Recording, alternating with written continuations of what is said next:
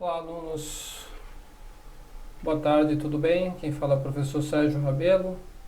Nós vamos dar início a mais uma videoaula da disciplina Cinemática e Dinâmica dos Mecanismos, cujo tópico hoje é a parte de dimensionamento de volantes de inércia.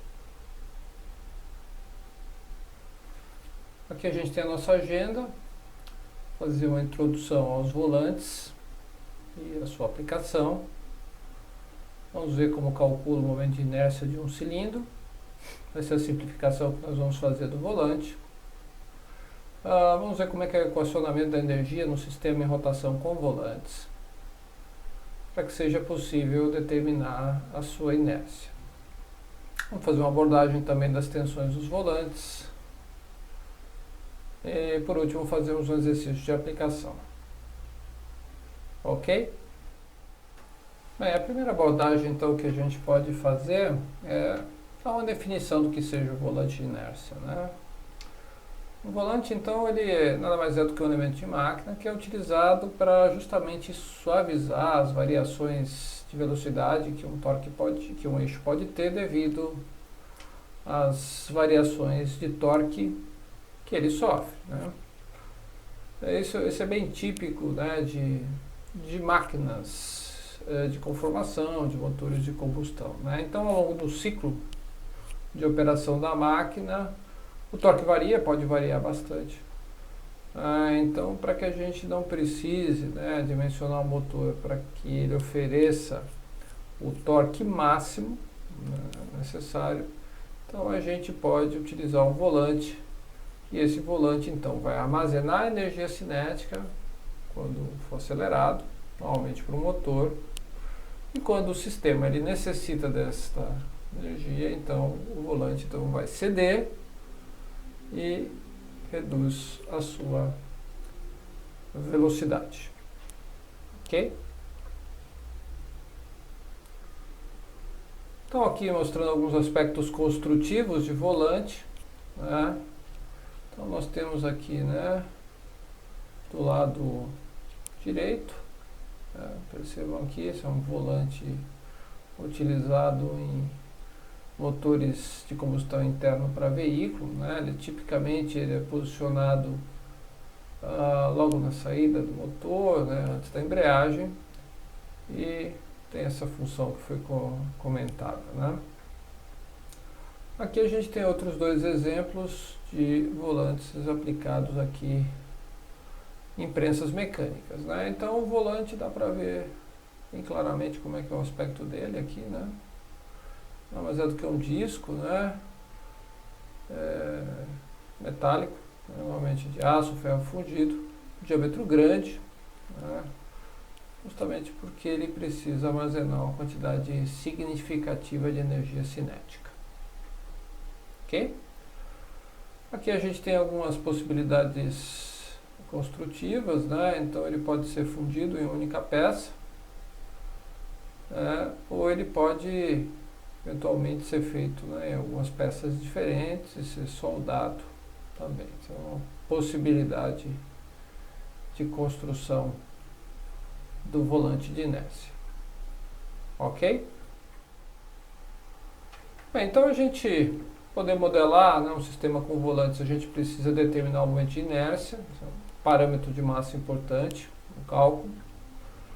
Mas, como eu comentei, a gente vai fazer uma simplificação dizendo que o volante nada mais é do que um cilindro vazado, né? Como eu desenhei aqui, uma vista em corte. Então ele vai ter um certo diâmetro interno, um certo diâmetro externo, uma certa espessura, né?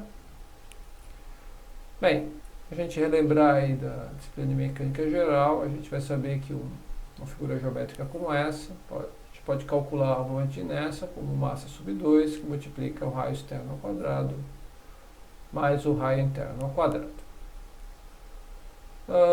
Só manipulando um pouco aí as grandezas, eu vou escrever massa como sendo peso sobre a aceleração da gravidade.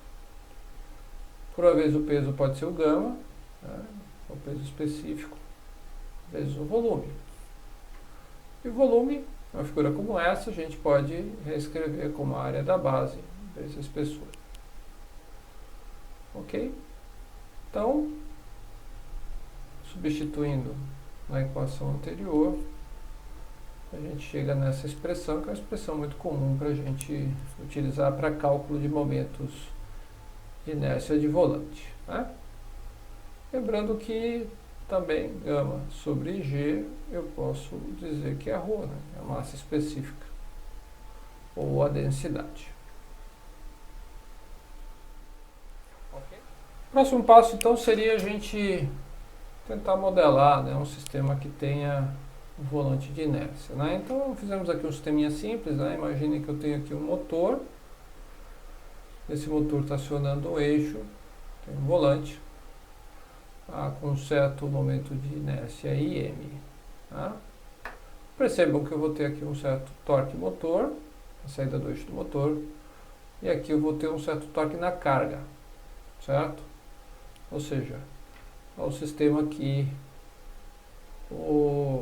está sendo então acionado, né? Pode ser, por exemplo, um mecanismo biela-manivela, né, de uma prensa, né?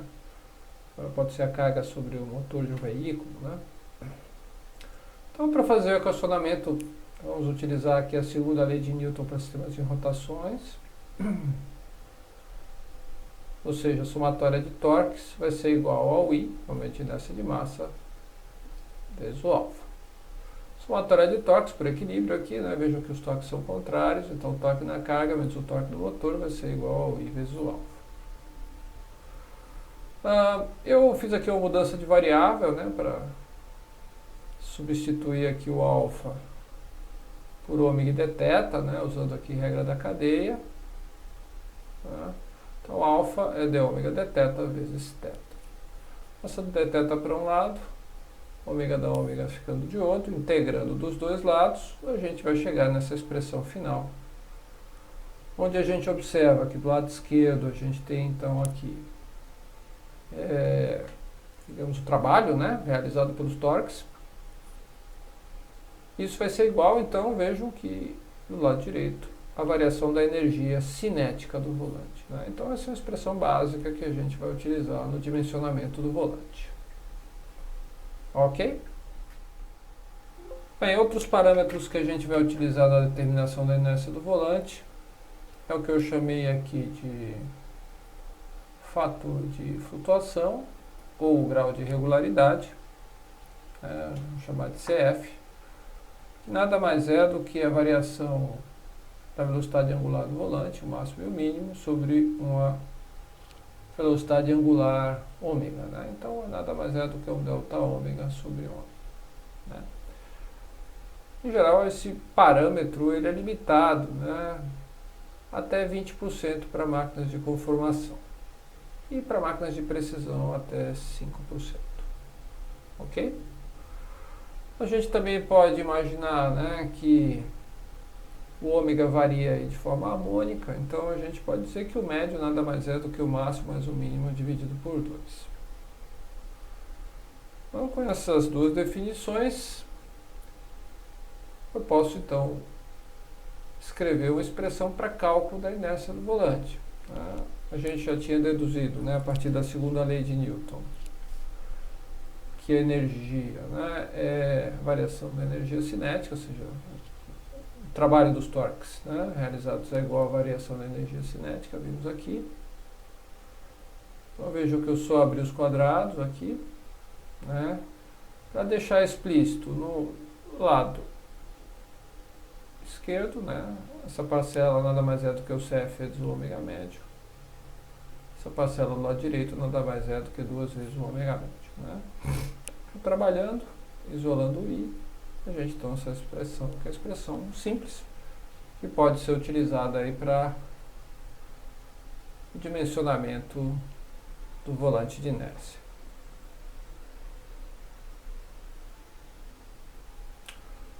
Outro parâmetro que é interessante a gente verificar em volantes são as tensões que agem no seu interior. Né?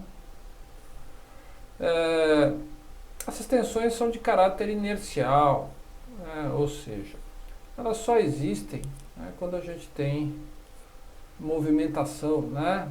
Existem acelerações agindo aí sobre o volante, né? Então a gente pode basicamente ter dois tipos de tensões, uma tensão que eu chamei de tensão radial e outra que eu chamei de tensão tangencial. Ambas são tensões normais. Imaginem que eu tenho aqui um elementozinho que está posicionado ali radialmente no volante, né? Então, fazendo um desenho aqui, imagina que eu tenho o volante, né?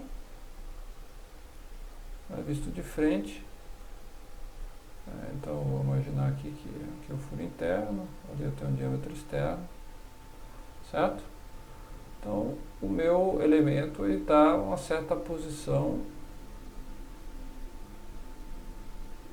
R do centro, né? E o meu volante ele tem um raio, né? Como a gente comentou, um raio interno e um raio externo, tá? Então vejam que essas tensões elas variam com a posição do elemento, né? A posição R do elemento. Ok? Bem, como isso já se estuda há bastante tempo, aqui eu coloquei como é que seriam esses gráficos, né? Numa visão que seria uma visão transversal em corte do nosso volante, né? Então vejam que aqui então seria a tensão tangencial, varia mais ou menos dessa forma, ela é máxima, próxima ao raio interno. Lembrando que aqui é o raio interno. E aqui eu tenho a tensão, que é a tensão radial. Ela é máxima aqui próximo à metade, digamos, entre o raio externo e o raio interno do volante. Ok? Essas tensões precisam ser avaliadas, né, para efeitos de dimensionamento, né? Ou seja, se essas tensões forem muito elevadas, né, próximas, por exemplo, às tensões de escoamento ou mesmo de ruptura, pode ser que o volante então ele colapse, né? Literalmente ele exploda em movimento. Tá? Em condições normais de operação de máquina, essas tensões normalmente são pequenas, como a gente vai ver aí na forma de um exercício na sequência. Ok? E pessoal, então a gente pode fazer aqui um exercício de aplicação, né? Um volante aí no sistema de transmissão de uma máquina, no caso uma prensa excêntrica, né? O problema então é esse aqui. Então imagine que eu tenho aqui um esqueminha de uma prensa excêntrica, né? Então a gente tem um motor, um acionamento através de polias e correias, né? Para um eixo, que é um eixo excêntrico. Percebam que o volante aqui no caso, né, ele tem papel da polia maior. Ele está conectado aqui, né, à embreagem, rigidamente. A embreagem está chavetada no eixo. O volante, por sua vez, está apoiado sobre rolamentos, né? Então o volante aqui ele vai girar e só vai transmitir movimento ao eixo quando a gente acionar a embreagem. Aí sim a gente vai ter um movimento aqui de descida e subida de um cabeçote para fazer algum determinado trabalho. A gente conhece que a força, né, em função do deslocamento Z do cabeçote, né, tem esse comportamento. Então a gente vai chegar aqui numa força máxima de 300 kN e percebo que a gente então vai ter uma energia, né, que precisa ser disponibilizada para a execução do meu processo, que, por exemplo, pode ser uma estampagem. Então, imagine que eu conheço essa energia. Essa energia é dada. Além disso, eu tenho os dados da máquina, né, como a rotação do motor. Vamos imaginar que essa rotação é rotação média. Eu tenho aqui o diâmetro da polia menor do motor. E aqui tenho todos os dados do volante, né? Conheço o material, que é aço, a densidade 7,8 gramas por centímetro cúbico, o coeficiente de Poisson, material, diâmetro externo e interno do volante e a sua espessura. Ok? Com todos esses dados, e é perguntado qual o valor do coeficiente de flutuação do equipamento e se esse valor é adequado, né? Caso fosse muito elevado, qual seria a sua recomendação de ajuste? E na sequência, determinar a tensão tangencial que age no ponto crítico e comentar a sua segurança. Ok? Bem, pessoal, então aqui a gente tem a solução do nosso problema de dimensionamento lá do volante, né? Então, coloquei aqui do lado esquerdo, né, a nossa figura. Aqui nós temos os dados, né? Percebam que eu tenho a energia necessária, tenho a densidade, espessura, tem aqui o diâmetro, que é o diâmetro externo, diâmetro interno, o diâmetro da minha polia menor, rotação do motor e o coeficiente de poação. Então, tenho todos os dados. Bem, acho que a primeira estratégia de solução seria a gente tentar calcular o coeficiente de flutuação, né? Como a gente pode fazer, né? Lembrando, né, que a gente tinha lá o I do volante, né? Era igual ao trabalho, né, necessário para a gente fazer o processo em questão, dividido pelo CF pelo ômega do volante ao quadrado, né, o ômega médio, certo? Bem, o que eu fiz, né? Eu simplesmente aqui isolei, né, o CF passando o I dividindo, né? Então, ou seja, eu tenho essa expressão que está aqui. Para fazer esse cálculo, eu preciso então da energia,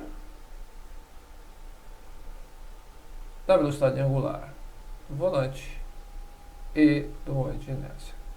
Bem, como foi me dado todos os parâmetros geométricos do volante e o material, a gente rapidamente pode fazer aqui o cálculo do momento de inércia do volante.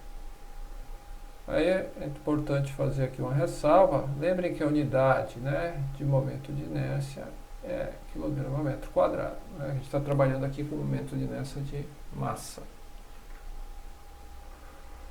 Além disso, preciso calcular qual que é a rotação do volante, né?